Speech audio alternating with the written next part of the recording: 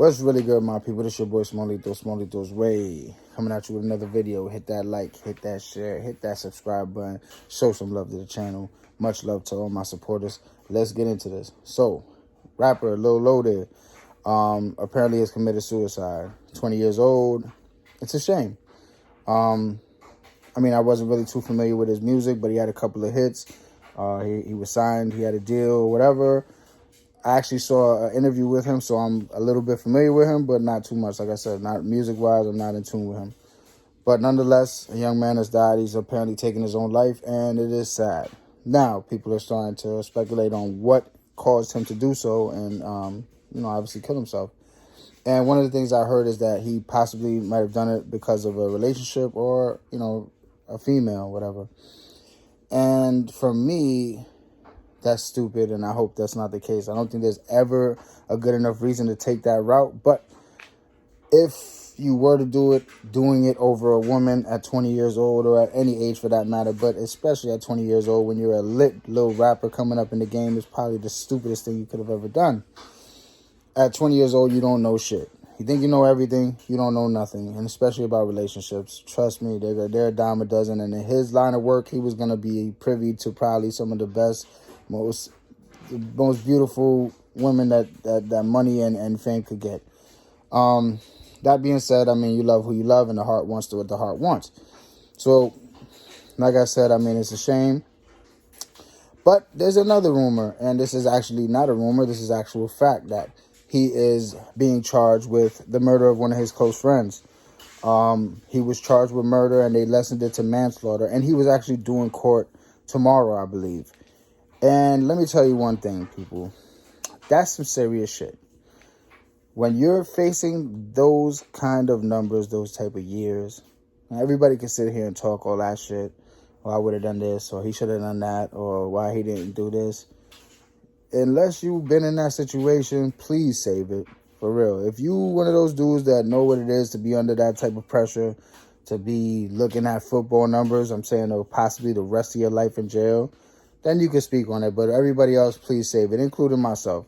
All I can say is that I have been facing my share of time. It wasn't nothing fucking crazy, like 20 or nothing like that, but pretty decent.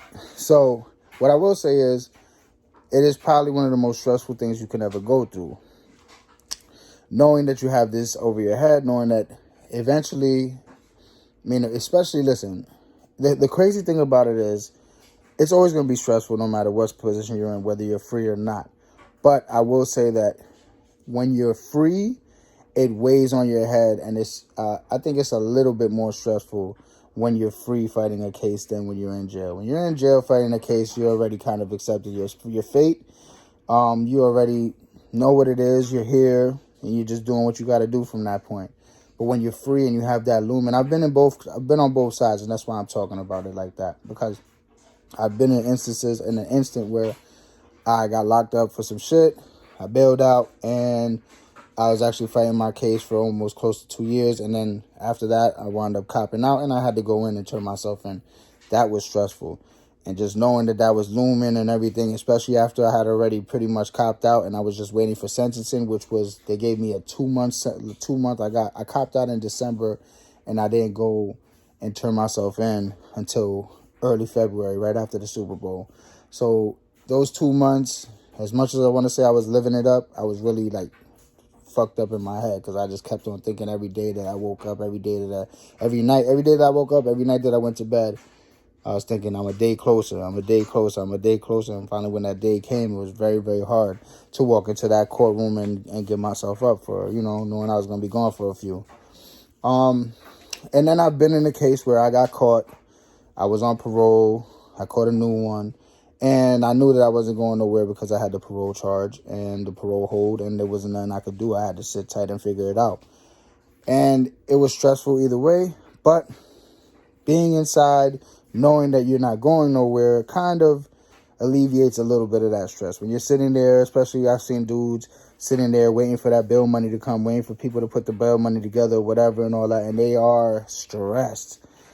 Look, all I'm saying not to say this, man. The kid probably had that weighing on his head really, really bad.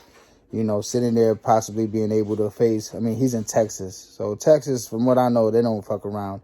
And I'm thinking that he would probably be facing the rest of his life. For him to have that reality looming over his head, it's pretty rough, pretty rough. So I don't think that he would kill himself over a girl, especially a young man at that point. It could happen. I mean, it happens all the time, every day. But I think the more likely it was that he was kind of scared that he was going to wind up losing his life and being in jail for the rest of your life. And trust me, life in jail is like your dead. You're basically the walking dead. You're not living, you're just existing. Everything in life is just passing you by. Trust me. Anybody that's been in jail can attest to that. You're not living, you are just existing. So anyway, man, like I said, rest in peace to that young man.